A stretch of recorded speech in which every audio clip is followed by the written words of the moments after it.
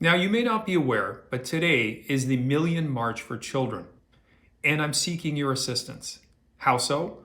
Well, I would humbly request that you pray for the events across this country. I don't know what God it is you worship or what belief system you have, whether it's Christ, whether it's Allah, or it's just the universe, whatever it may be. Pray for peace at these events for all those that are going to attend on both sides. Our children should never be a focal point of division. We should, as people, come around and celebrate our children and find that as a uniting point. However, in the turbulent times we're living in, we're faced with a totally different situation. I was asked to speak at one of these events, and I obviously said, sure, I'll do it. I know it comes at a cost and a price. Obviously, I grew up in a time when I came to this country in the 70s where there was an old expression that said, sticks and stones may break my bones, but words will never hurt me. You know what? I've been called worse. People have said that to me. In the 70s, I remember people saying Hindu, Paki. I remember people throwing snowballs, rocks at me. I had a dog sicked on me. I used to get stuff all the time.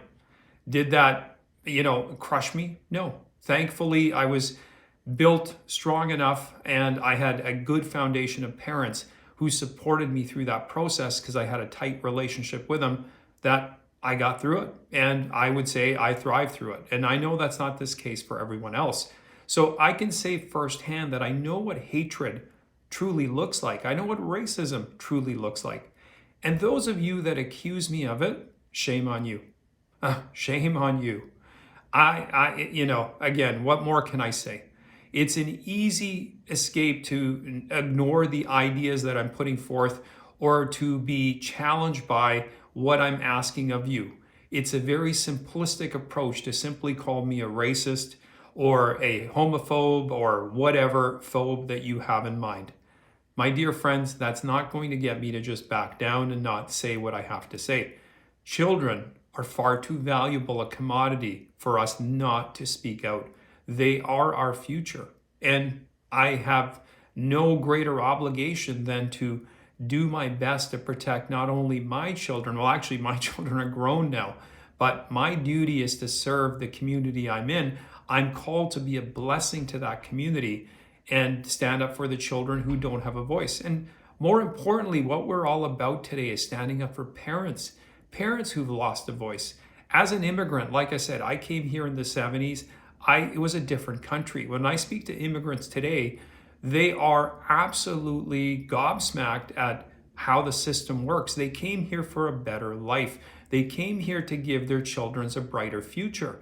However, when their children come home from school, they are finding what they're being taught and what they're being told about their parents' belief is devastatingly sad.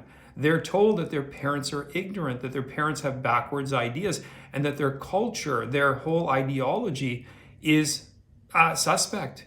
Essentially, what these children are being fed is a diet of cultural colonialism. That's right. The very thing that the people who are speaking vehemently against, that are accusing people like myself of being colonialists or misogynist, whatever the label is.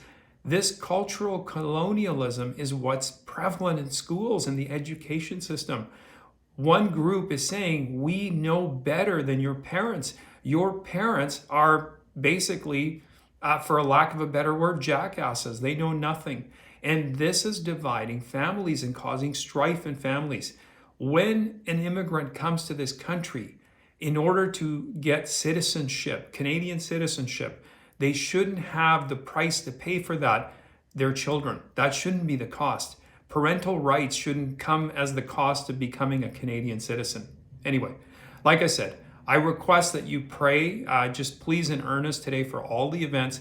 Pray for both sides. I mean, the people that are both angry about all of this, people that are vehemently opposed to people like myself, who think people like myself would be better off not having a voice or dead or whatever it may be. We need to pray for everyone that this is a situation and an opportunity where cooler heads prevail, people speak their peace in mind, and both sides do their best to listen and obviously put children first. Anyway, I thank you for watching. I do appreciate it. Please post any comments you have in the comment section. You can also follow me in my Rumble and my Locals account. If you haven't yet subscribed to my channel, please do so. I'm also on Camera 612. See you next time.